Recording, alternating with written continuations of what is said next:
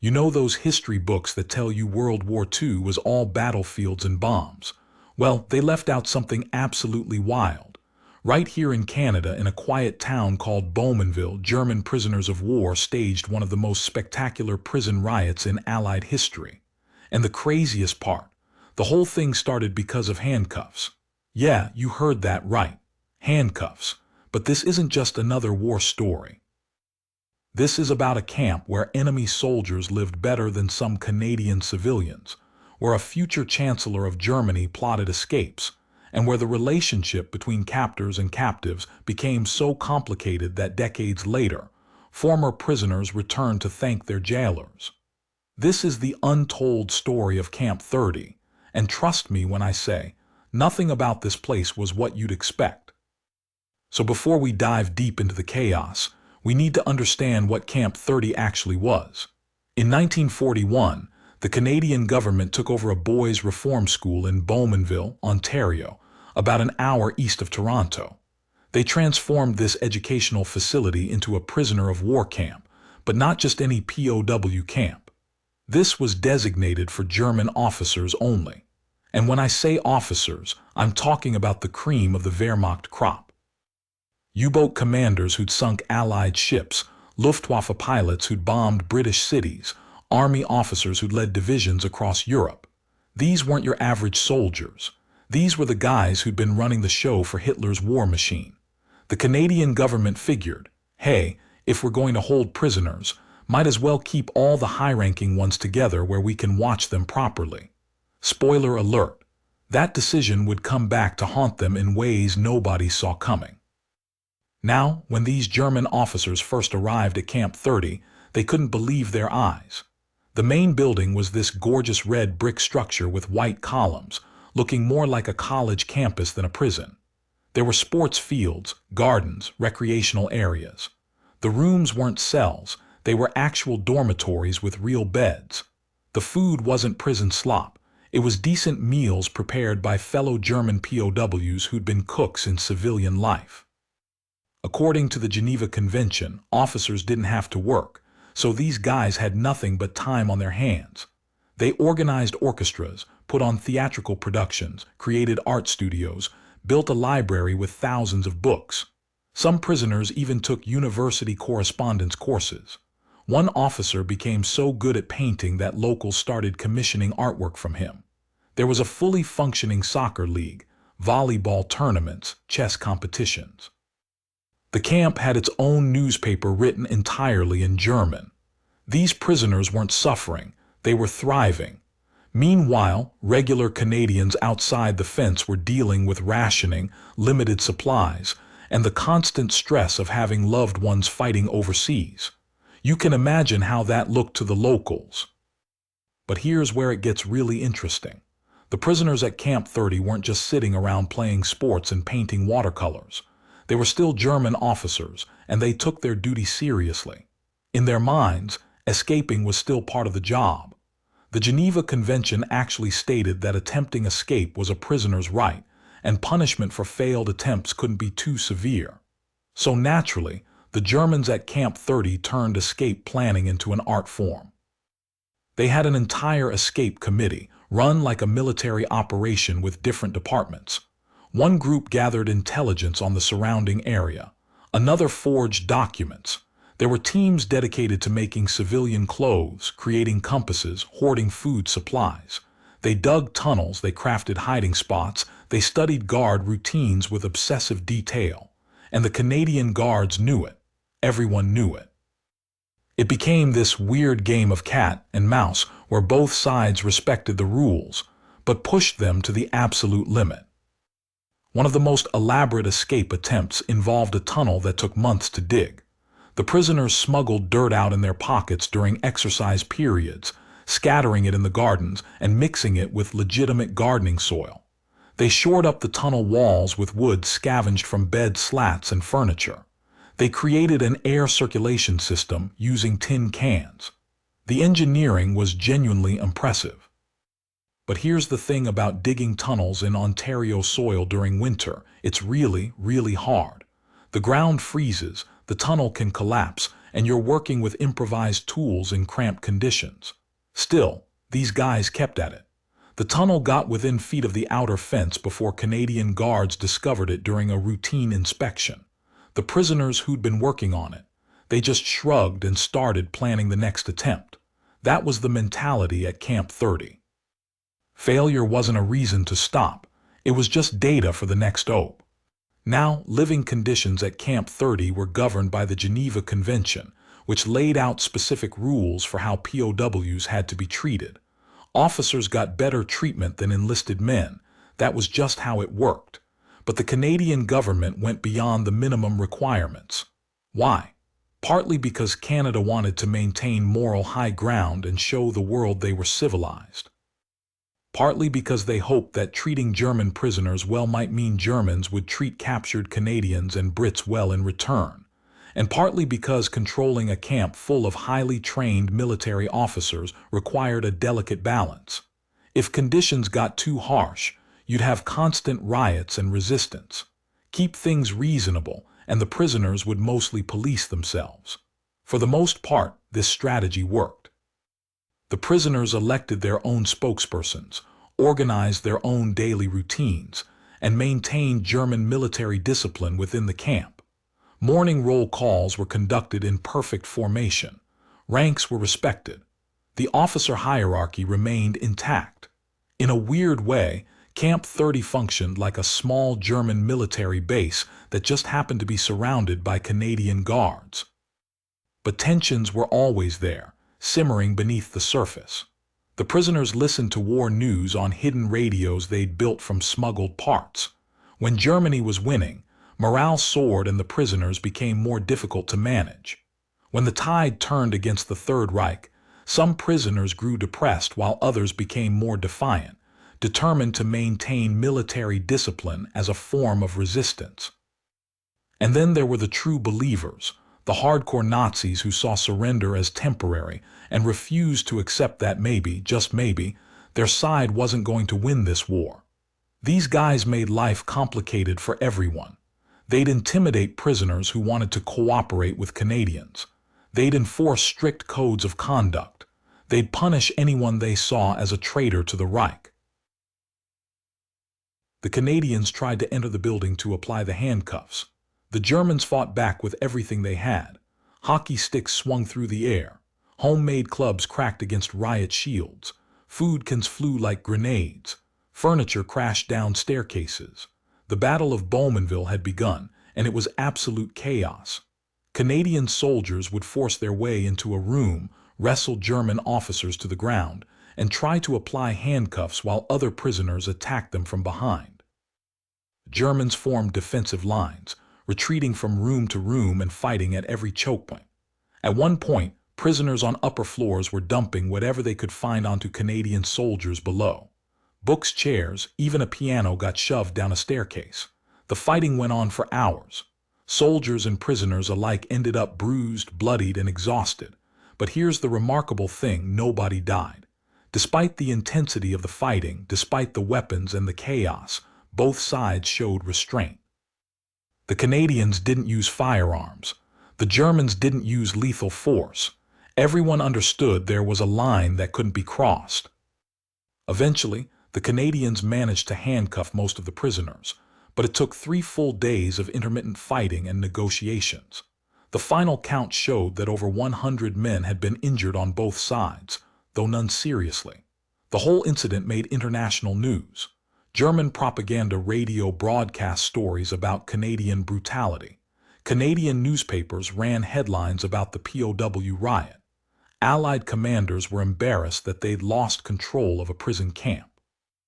And through it all, the handcuff order remained in effect. German officers at Camp 30 spent 12 hours a day shackled for the next 11 months. They ate in handcuffs. They exercised in handcuffs. They attended meetings and organized activities in handcuffs. And the wild part, they adapted. Prisoners learned to do almost everything while shackled. They developed systems for helping each other. They turned it into another form of resistance, showing that even chained, they remained defiant and disciplined. The shackling finally ended in December 1943, when both Britain and Germany agreed to stop the practice. By then, the relationship between guards and prisoners at Camp 30 had shifted. There was a weird mutual respect that came from the Battle of Bowmanville. The Canadians had seen how fiercely the Germans defended their dignity. The Germans had seen that the Canadians followed orders but also showed restraint. Both sides had proven they could fight hard but also knew when to stop. After the handcuffs came off, camp life returned to its previous routine, but something had changed. The dynamic was different, more cautious maybe, but also more honest. Everyone knew exactly where they stood. As the war dragged on and it became clear Germany was losing, the mood at Camp 30 shifted dramatically. Some prisoners became cooperative, even friendly with guards. They realized the war was ending and started thinking about what came next. Others doubled down on their Nazi ideology, refusing to believe Germany could lose. This created serious internal conflicts. Hardcore Nazis would threaten or attack prisoners who fraternized with Canadians. There were secret trials held in the camp where prisoners accused of collaboration were judged by their fellow Germans. Some prisoners were beaten. Others were ostracized. The Canadian guards tried to keep the peace, but they couldn't control everything that happened behind closed doors. One of the most fascinating prisoners at Camp 30 was Otto Kretschmer, the U-boat commander I mentioned earlier. This guy had sunk more Allied shipping tonnage than almost any other U-boat captain. He was captured in 1941 when his submarine was depth-charged and forced to surface. At Camp 30, Kretschmer became the senior German officer and de facto leader of the prisoners. He was incredibly smart, maintaining discipline among the prisoners while also negotiating with Canadian authorities. Kretschmer kept detailed secret records of camp life, hiding papers in waterproof containers buried around the grounds. Years later, historians would use these documents to understand what life was really like inside Camp 30 from the German perspective. Kretschmer survived the war, returned to Germany, and eventually joined the West German Navy during the Cold War, rising to the rank of admiral. He visited Canada multiple times in later years, even meeting with some of his former guards. The relationships formed in that camp lasted decades. Another notable prisoner was Fritz von Forel, who'd been captured in North Africa. Von Forel was one of those guys who absolutely refused to accept captivity. He escaped from Camp 30 not once, but twice. The first time, he made it about 50 miles before being recaptured. The second escape was even more ambitious. He and several other prisoners cut through fences during a winter storm and scattered in different directions. Von Forel managed to stay free for nearly 3 weeks, surviving in the harsh Canadian winter and moving only at night. He was trying to reach the United States border, planning to somehow make his way to a neutral country and then back to Germany. The audacity was incredible. He was eventually caught hiding in a barn, half frozen and starving, but still defiant. The Canadian authorities were almost impressed. According to camp records, the guard who found him gave him hot coffee before taking him back. That was the weird relationship dynamic at Camp 30. Enemies, but also human beings who could recognize courage when they saw it. Now, as we get closer to the end of the war, things at Camp 30 became increasingly surreal. News from Europe was filtered through official channels and secret radios. When D-Day happened in June 1944, some prisoners were devastated. The hardcore Nazis insisted it was temporary and Germany would still win. Others quietly began to hope the war would end soon. As Allied forces pushed deeper into Germany in 1945, the reality became undeniable. The camp had access to newspapers and radio broadcasts. The prisoners couldn't escape the truth. Hitler was losing. Many prisoners went into shock. Some refused to believe the reports. Others fell into depression. The Nazi true believers became more dangerous, threatening anyone who suggested Germany's defeat was imminent. When Hitler died in April 1945 and Germany surrendered in May, Camp 30 experienced something unprecedented. Some prisoners wept openly. Others celebrated quietly, relieved the war was over. The hardcore Nazis were furious, claiming betrayal and conspiracy. For several days, Canadian authorities worried about suicides. Extra guards were posted. Prisoners were monitored closely. The camp chaplains, both Protestant and Catholic, worked overtime counseling men who just watched their entire worldview collapse. And here's something that doesn't get talked about enough. Many of these prisoners had no idea what had happened to their families. Germany was in ruins. Cities had been bombed flat. Millions were dead or displaced. These men at Camp 30 had been away from home for years, and now they were getting news that their entire country had been destroyed. Whether you agreed with what they'd fought for or not, the human tragedy was real. But Camp 30's story doesn't end with Germany's surrender. In fact, some of the most interesting developments came after the war. The prisoners weren't immediately sent home. Germany was occupied and devastated. There was no functional government to hand prisoners over to. Allied authorities had to figure out what to do with millions of POWs scattered across the world. So the Germans at Camp 30 stayed put. Weeks turned into months. The prisoners who'd spent years waiting for the war to end now had to wait even longer to go home. During this period, something unexpected happened. The relationship between prisoners and guards became almost friendly. With the war over, the antagonism faded. Guards and prisoners would talk about their experiences. Some shared photographs of families. A few guards even helped prisoners write letters trying to locate missing relatives in Germany. The Canadian government also started using some POWs for labor. Remember, officer prisoners hadn't been allowed to work during the war under the Geneva Convention. But after surrender, different rules applied. Some Camp 30 prisoners volunteered to work on local farms, helping bring in harvests. Canadian farmers were short on labor because so many young men were still overseas or had been killed in the war. The German prisoners, desperate for something to do and eager to earn small amounts of money, became a temporary workforce. This created bizarre scenes of German officers who'd commanded troops in battle now picking apples alongside Canadian farmers. Some prisoners formed genuine friendships with local families. There are documented cases of prisoners being invited to farmhouses for dinner. In a few instances, prisoners stayed in contact with these Canadian families for decades after returning to Germany. Gradually, prisoners began to be repatriated. The process was slow and bureaucratic. Priority went to the sick and injured first, then to older prisoners, then to those with urgent family situations back home. The young, healthy prisoners who'd been the troublemakers, the escape artists, the Nazi true believers, they went last.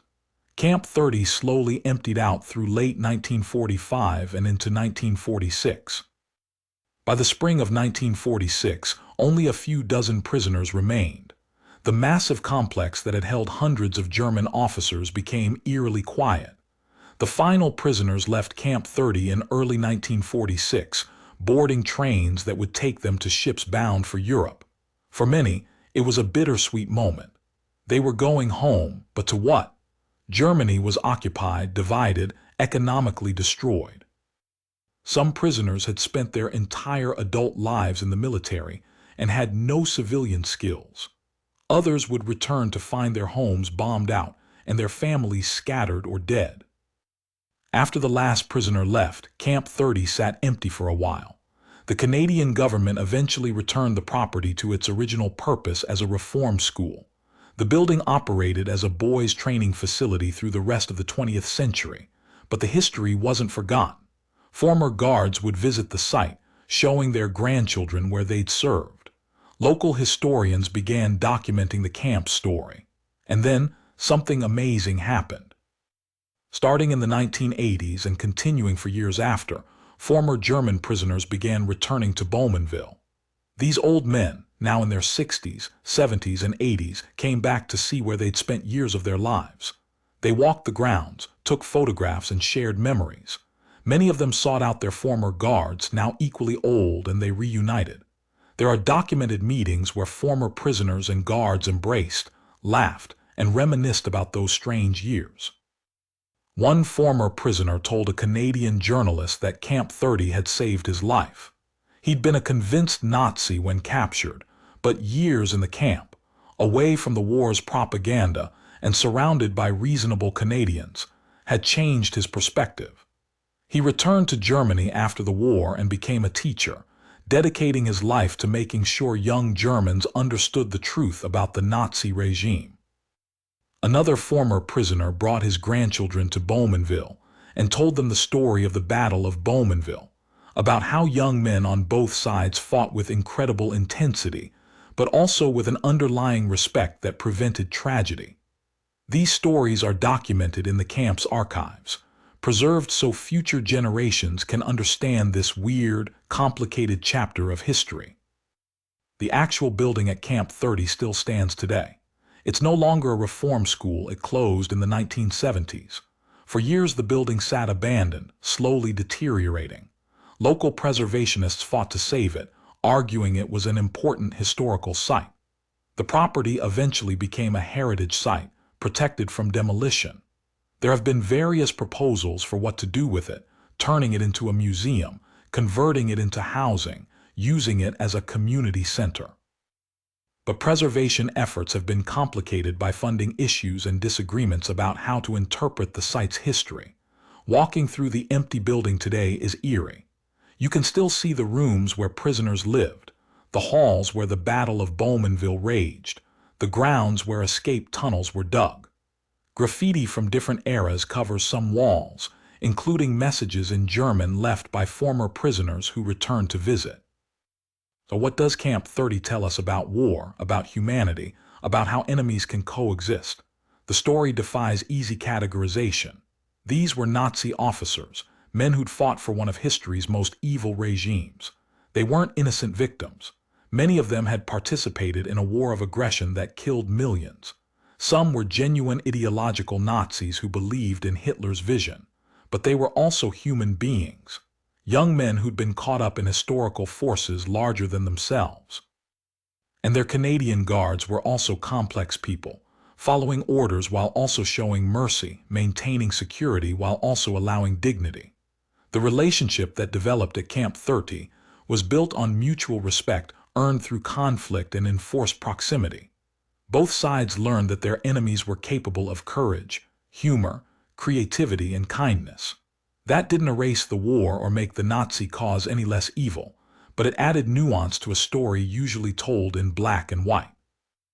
The Battle of Bowmanville specifically shows how, even in captivity, military personnel on both sides tried to maintain some code of honor. The Germans fought ferociously to resist what they saw as humiliation, but they didn't kill anyone. The Canadians had guns but didn't use them. Both sides pushed hard but recognized limits. In a war defined by total violence and genocide, Camp 30 was this weird bubble where a different set of rules applied. It wasn't soft or pleasant.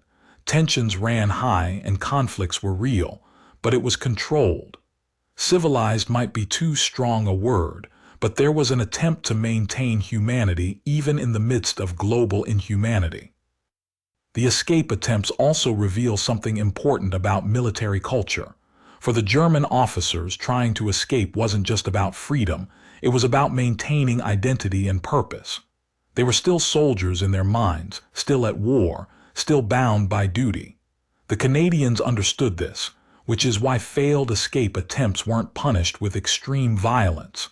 There was an acceptance that this was part of the game.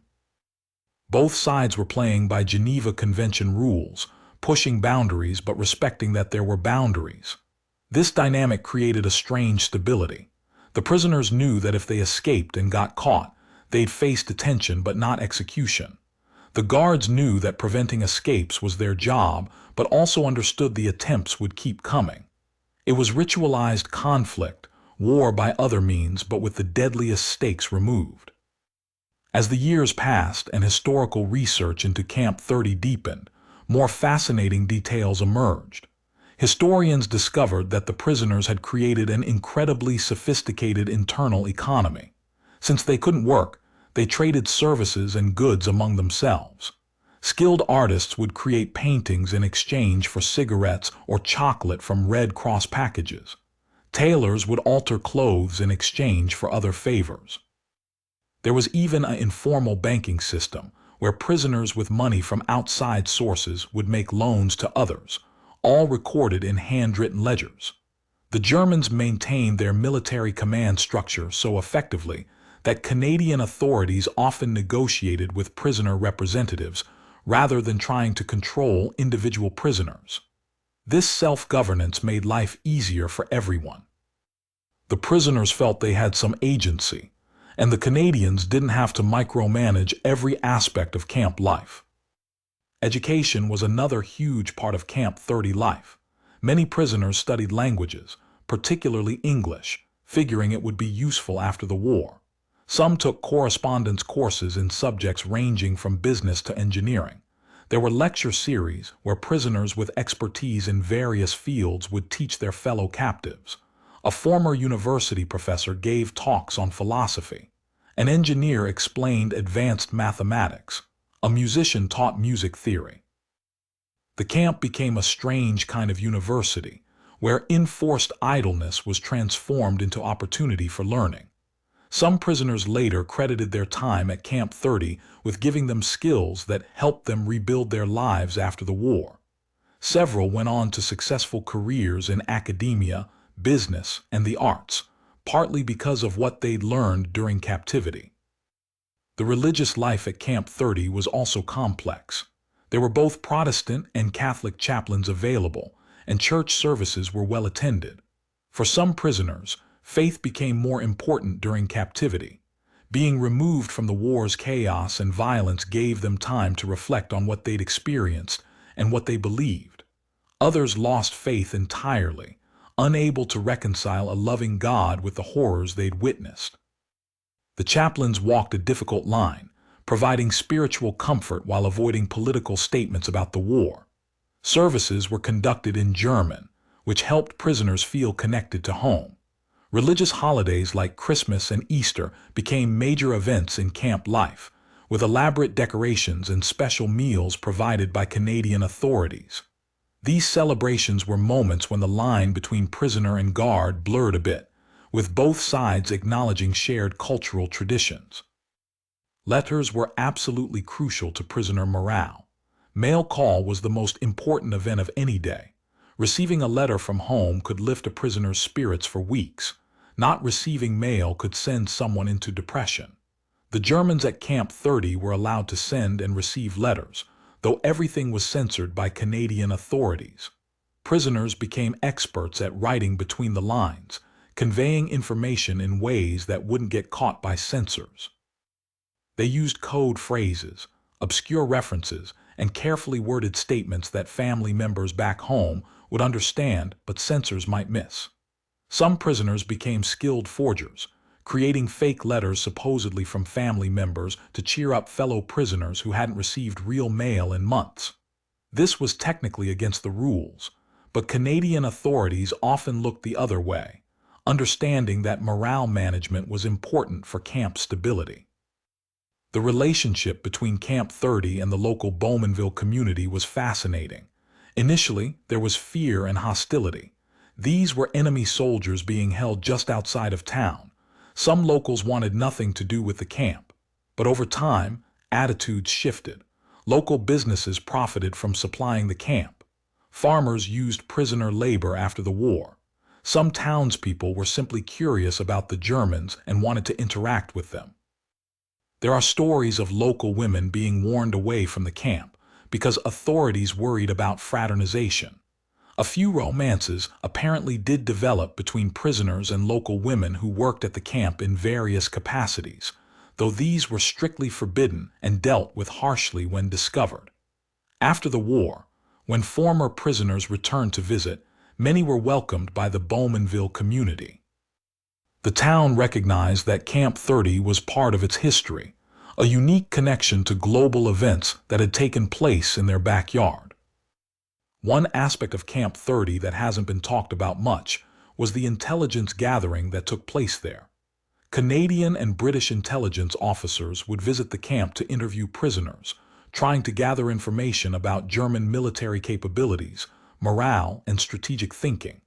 Some prisoners cooperated, especially as the war turned against Germany. Others refused to say anything beyond name, rank, and serial number. A few actually fed false information to Allied intelligence, still fighting the war through deception. The senior German officers at Camp 30 were aware of these intelligence efforts and would brief newly arrived prisoners on what they should and shouldn't say. There was a whole counterintelligence operation happening within the camp, with prisoners monitoring each other to ensure no one gave away secrets. This added another layer of complexity to camp dynamics, where trust was always conditional and everyone was potentially being watched by both sides. The camp also had its share of tragic moments that don't make it into the dramatic retellings. There were suicides, though exact numbers are hard to verify. Some prisoners couldn't cope with years of captivity and uncertainty. Others received devastating news from home and fell into despair. Mental health wasn't understood or treated the way it is today. Prisoners suffering from what we'd now call PTSD or severe depression often had few resources. The camp medical staff did their best, but they were limited by the medical knowledge and attitudes of the time. Some prisoners were transferred to psychiatric facilities for treatment. Others simply endured, suffering in silence because showing weakness was seen as dishonorable. These human costs are part of the Camp 30 story, even if they don't fit the narrative of exciting escapes and dramatic confrontations. The war crimes question also hung over Camp 30. Not all prisoners there were just regular soldiers. Some had participated in atrocities. The Canadian authorities knew this, but during the war, the priority was managing the camp, not conducting war crimes investigations. After Germany's surrender, Allied authorities began the process of identifying potential war criminals among the POW population. Some Camp 30 prisoners were interrogated extensively. A few were eventually transferred to facilities where they awaited trial. Most were cleared of any serious wrongdoing. But this process was traumatic for everyone involved. Prisoners who knew they'd done nothing wrong still lived in fear of being accused. Guards had to grapple with the possibility that men they'd come to know were responsible for terrible acts. This dark undercurrent was always present, a reminder that Camp 30 existed because of a war that had killed tens of millions and unleashed unprecedented evil. Looking at Camp 30 today, what's remarkable is how this story has been preserved and interpreted. The site has become a focal point for discussions about how we remember war, how we treat enemies, and what reconciliation looks like. Educational programs use Camp 30 as a case study in the application of international law during wartime. The Geneva Convention rules that governed camp life are now taught to military personnel worldwide, and Camp 30 is often cited as an example of how those rules can work in practice. The site has also become part of reconciliation efforts between Canada and Germany. Former prisoners and guards meeting decades later isn't just heartwarming nostalgia. It's a demonstration that even the worst conflicts can eventually lead to understanding. These reunions showed younger generations that enemies in war don't have to be enemies forever. The preservation battles over the Camp 30 building reflect broader questions about heritage and memory. Should the site be preserved because it represents good treatment of POWs? Does maintaining the building honor the prisoners or the guards or both? How do you interpret a site associated with Nazis without either glorifying them or erasing their humanity? These aren't easy questions, and the community has wrestled with them for decades. Some argue the building should be demolished, that preserving a Nazi POW camp is inappropriate. Others counter that destroying the site erases important history and prevents future generations from learning crucial lessons. The debate continues, and the building remains, slowly deteriorating while people argue about its future. What makes Camp 30 different from many other POW camps is the documentation. Between German prisoners who kept secret diaries, Canadian military records, newspaper coverage, and later oral histories collected from survivors, we have an incredibly detailed picture of what life was actually like there. This wealth of sources allows historians to move beyond propaganda and mythology to understand the real, messy, complicated truth. We know what prisoners ate, how they spent their days, what they argued about, who they loved, what they feared. We know guard schedules, administrative challenges, policy debates among Canadian authorities. This documentation transforms Camp 30 from a historical footnote into a vivid, three-dimensional story that illuminates larger truths about war, captivity, and human nature. The technological aspects of Camp 30 life were also fascinating. Prisoners built radios from smuggled components, creating devices sophisticated enough to pick up broadcasts from Germany. They constructed these in secret workshops hidden in attics and basements, using tools made from stolen materials. The technical skill required was impressive. Some prisoners were engineers or technicians in civilian life, and put their knowledge to use creating everything from radios to forged documents to improvised weapons for escape attempts. Canadian authorities would discover these operations and confiscate equipment, but new devices would appear within weeks. It was a constant technological arms race, with prisoners innovating and guards trying to keep up. This ingenuity showed that even in captivity, human creativity finds expression. Sports at Camp 30 deserve special mention because they were so important to camp life. The prisoners organized leagues for soccer, volleyball, handball, and other sports. Games were taken seriously, with careful record-keeping and intense competition. Sports provided physical activity, entertainment, and a way to maintain unit cohesion and identity. Different branches of the German military would field teams, creating friendly rivalries. The Luftwaffe guys versus the Navy guys became a major event. Canadian guards would sometimes watch these matches, cheering on their favorites. There's something deeply human about former enemies gathering to watch a soccer game, temporarily setting aside the war to appreciate athletic skill. These sporting events were moments where the prison camp felt almost normal, where young men could pretend for a few hours that they were just playing games rather than waiting out a war. As we reach the end of this story, it's worth reflecting on what Camp 30 means in the larger context of World War II history. This wasn't a concentration camp with its horrors. It wasn't a battlefield with its violence. It was something in between, a place where the rules of war were tested and mostly upheld. The prisoners at Camp 30 were lucky compared to POWs in many other places. Soviet prisoners in German camps died by the millions from starvation and abuse. Allied prisoners in Japanese camps faced brutal treatment. Even German POWs in Soviet hands suffered terribly. By comparison, Camp 30 was almost comfortable, but that relative comfort came with its own complexities. Privilege and captivity coexisting created moral ambiguities that are still debated. These German officers lived well while their countrymen suffered, while their enemies died fighting, while civilians on all sides endured bombing and starvation. The inequality of wartime experience is part of what makes Camp 30's story so complicated and so valuable to study. The legacy of Camp 30 lives on in multiple ways.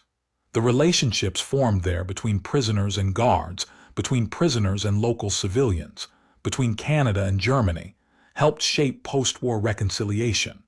Former Camp 30 prisoners who returned to Germany and rejected Nazism, who taught their children about the horrors of the regime, who worked toward European integration and peace. They carried lessons learned during captivity.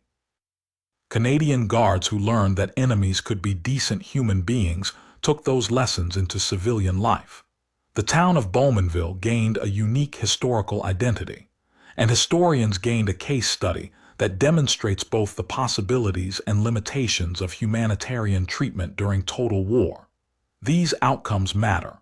They're part of how World War II's legacy continues to shape our world 3/4 of a century later. So there you have it. Camp 30, the secret prisoner of war camp in Ontario where German officers lived in relative comfort, staged one of the war's most bizarre prison riots, attempted countless escapes, and formed complicated relationships with their Canadian captors. This wasn't the war you see in movies. There were no epic battles here, no dramatic last stands. Instead, this was about the grinding reality of captivity, the strange intimacy that develops between enemies forced to coexist, and the ways human beings maintain dignity and purpose even when everything has been taken from them. The story of Camp 30 shows us that even in the worst circumstances, there's room for humanity, for respect, for growth. It shows that following international law matters, that treating even enemies with basic decency can have lasting positive effects. But it also shows the complexities and compromises involved, the ways privilege operates even in captivity, the reality that not all wartime experiences are equal.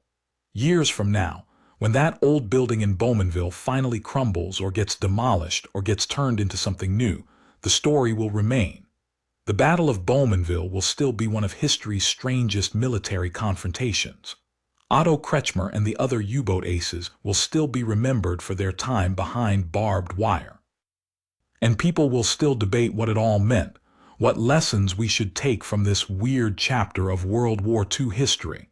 That's the power of stories like this.